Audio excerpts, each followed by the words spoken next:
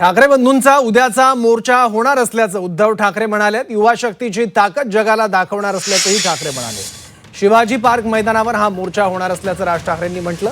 तरुणांनी सरकारला जमिनीवर आणलं असंही राज ठाकरे म्हणाले।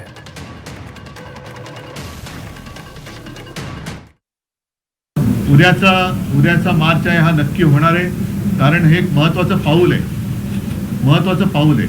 अनेक वर्षानंतर लोक आपल्या भावना व्यक्त करायला लागलेले आहेत आणि मी तमाम जनतेला आवाहन करतो, जसं काल सुद्धा आपण पाहिलं असाल की आम्ही असा विचार केला होता की उद्या जर का आम्ही मोर्चा काढतोय तर कालचा कार्यक्रम कशाला करायचा, पण हे जाहीर झाल्याबरोबर आदित्यला काय, अमितला काय, असंख्य लोकांनी संदेश पाठवले आणि सांगितले की नाही, आम्ही उद्या पण येणार आणि रविवारी पण येणार। आता तर धर्मेंद्र प्रधान यांचा राजीनामा झालेला आहे, त्याच्यामुळे ही युवा शक्तीची ताकद ही मोठ्या प्रमाणावरती उद्या मुंबईतून तमाम जनतेला किंवा तमाम दुनियेला आपण दाखवली पाहिजे। शिवाजी पार्क मैदानामध्ये वीर सावरकर मार्गावरती तिथेच व्यासपीठ असेल।